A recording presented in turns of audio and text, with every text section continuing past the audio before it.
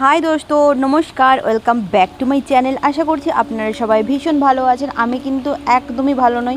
আমার ভীষণ শরীর খারাপ, এতটাই শরীর খারাপ বিছানা থেকে উঠে বসার মতো ক্ষমতা আমার নেই। অনেক কষ্টে উঠে বসেছি ব্রাশ করে, এখানে শুধু খাওয়ার জন্য টেবিলে বসে পড়েছি। তো যাই হোক, এখন সময় হচ্ছে ওই 10টা সাড়ে 10টার মতো। কাল রাত 12টার সময় যখন খাওয়া দাওয়া করে শুলাম, তখন যেন হালকা হালকা অনুভব করছিলাম যে মাথা যন্ত্রণা করছে।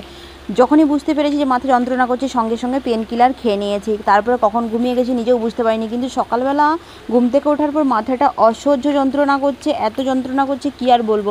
ঘুম থেকে উঠে সঙ্গে সঙ্গে মাকে বললাম, মা প্রচণ্ড মাথা যন্ত্রণা করছে। তখন মা বলছে হয়তো পেট খালি হয়ে গেছে, খাওয়া দাওয়া করে নে, তাহলে মাথা যন্ত্রণা ঠিক হয়ে যাবে। সেই বলে আজকে চাও খাইনি সকালবেলা ঘুম থেকে উঠে। তো ব্রাশ ট্রাশ করে টেবিলে খাওয়ার জন্য বসলাম। আর কালকের হচ্ছে মাংস ছিল, মানে ফ্রিজে মাংস তোলা ছিল, ওটাকেই মা গরম করে দিল। আর ভাতটা হয়ে গেছিলো। আজকের সবজি ডাল কি হয়েছে রান্নাঘরে কিছুই জানি না। কালকের খাবারটা মা আমাকে বের করে গরম ভাতের সঙ্গে, মানে মাংসটা বের করে গরম ভাতের সঙ্গে দিল। আজকে শুধু সকালবেলা ভাতটাই হয়েছে, সবজি টবজি কিছুই হয়নি। কখন কি হবে আমি কিছুই জানি না। তো যাই হোক, ওটাই খেলাম কষ্ট করে। ওটা খেয়ে তারপরে আবার মানে ওষুধ খেলাম। ওষুধ খাওয়ার পরে একটু শুয়েছিলাম। তো শোয়ার পরে মা বললো কতক্ষণ আর শুয়ে থাকবে, উঠে হচ্ছে স্নান টান কর। একদমই ভালো লাগছে না। আর ঝিমঝিম করে বৃষ্টি হয়ে যাচ্ছে।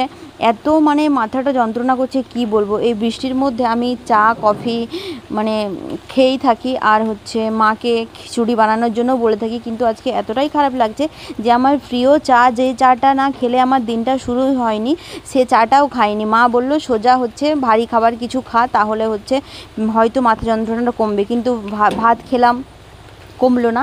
তারপর রান্নাঘরের দিকে এসে একটু দেখলাম কালকে রাত্রেবেলা যে লুচি ঘুগনি হয়েছিল, তার হচ্ছে অনেকটা ময়দা বেশি ছিল।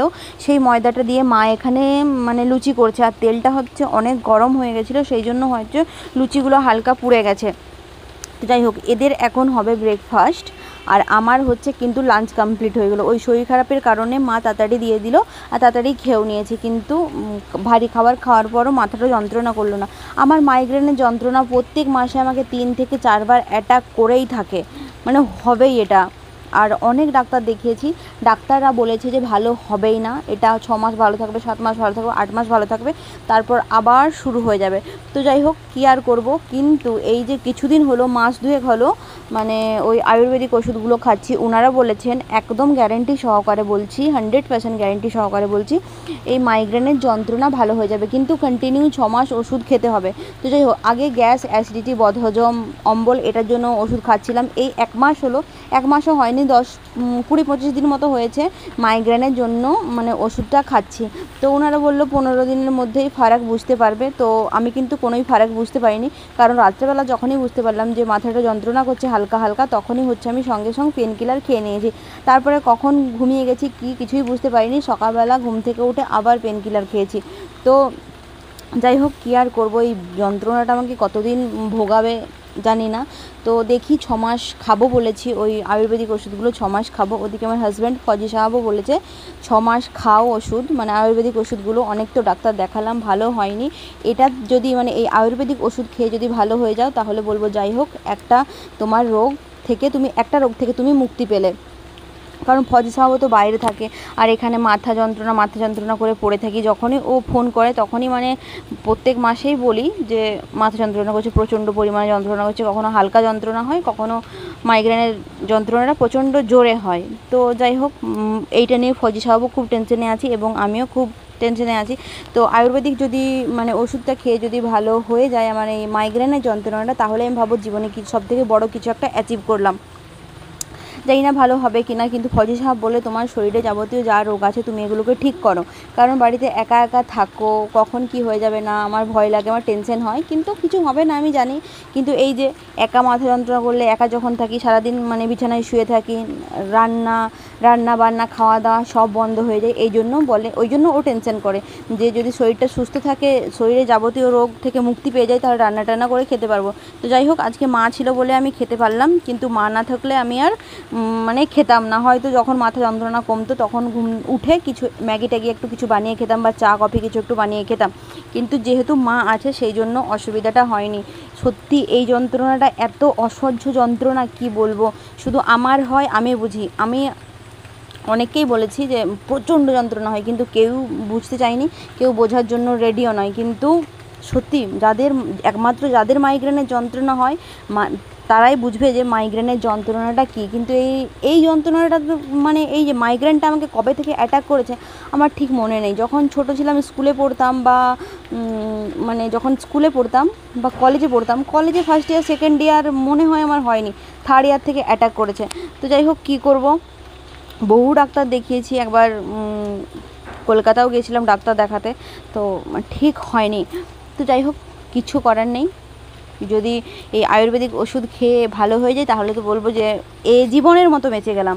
তো যাই হোক, দেখতে দেখতে বিকেল হয়ে গেছে। মা কিট্টুবাবুকে সুজি করে খাইয়েছে, ওদিকে ত্রিশানবাবু স্যার এসছেন, মাঝখানে স্যারেরও শরীরটা ভীষণ খারাপ হয়ে গেছিলেন, সেই জন্য স্যার কদিন পড়াতে আসেননি। তো আজকে স্যার পড়াতে এসছেন। মা চাটা বানিয়ে দিয়ে এলেন, এদিকে আমাকেও চা বানিয়ে দিলেন। কিট্টুর জন্য সুজি বানিয়েছিল, কিট্টুকে সুজি খাইয়েছে।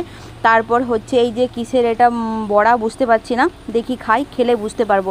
তো এটা হচ্ছে সুজি নারকেল চিনি দিয়ে বানিয়েছে, মানে কিট্টুকে সুজি বানিয়ে দেওয়ার পরে অনেকটা সুজি বানিয়ে ফেলেছিল, বুঝতে পারেনি। তো সেই যেটা এক্সট্রা সুজিটা ছিল ওখানে একটু নারকেল দিয়ে আর একটু হচ্ছে কাজু বাদাম দিয়ে এই যে বড়ার আকারে বানিয়ে দিয়েছে, খেলাম, বেশ ভালো লাগলো। তারপরে কাছের রুমে যেখানে ত্রিশানবাবু পড়ছে, মা বলছে যা দরজাগুলো লাগিয়ে দেয়, বাইরে বৃষ্টি হচ্ছে, প্রচণ্ড মশা ঢুকবে না হলে, সেই জন্য আমি জানালাগুলো লাগিয়ে দিলাম এবং একটা ধূপ জ্বালিয়ে দিলাম।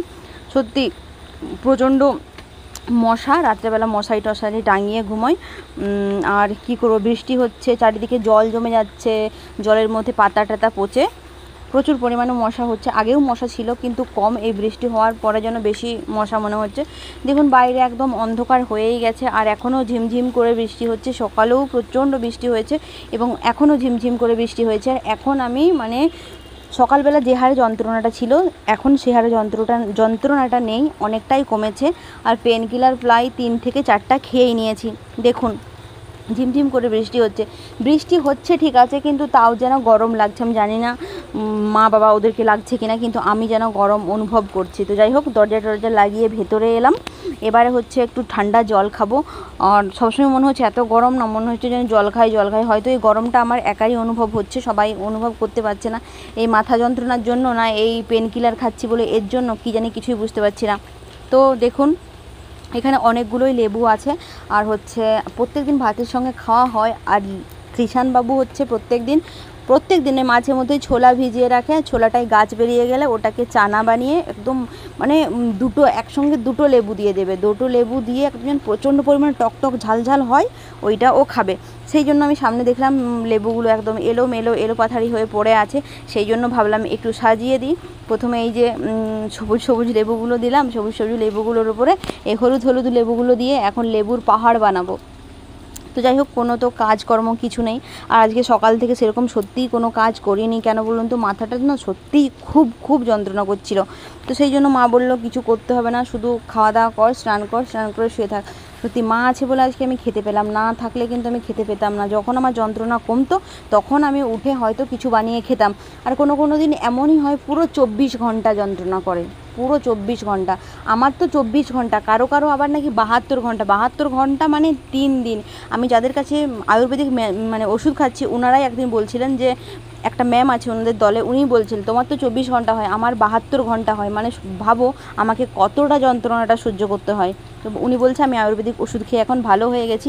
উনিও এটাই বলছিল, বলে মনে হচ্ছে এই জীবনে আমি বেঁচে গেলাম। তো যাই হোক, আজকের ভিডিও এই পর্যন্তই। অনেক কষ্ট করে ভিডিওটা বানিয়েছি, প্রত্যেক দিন ভিডিও দিই যেহেতু, সেই জন্য মিস করতে চাইনি, অনেক কষ্ট করে ভিডিওটা বানিয়েছি। তো যাই হোক, আজকের ভিডিও এই পর্যন্তই। নেক্সট ভিডিওতে আপনাদের সঙ্গে আবার দেখা হবে। ততক্ষণ আপনারা সুস্থ থাকবেন, ভালো থাকবেন। Tata, good night. নেক্সট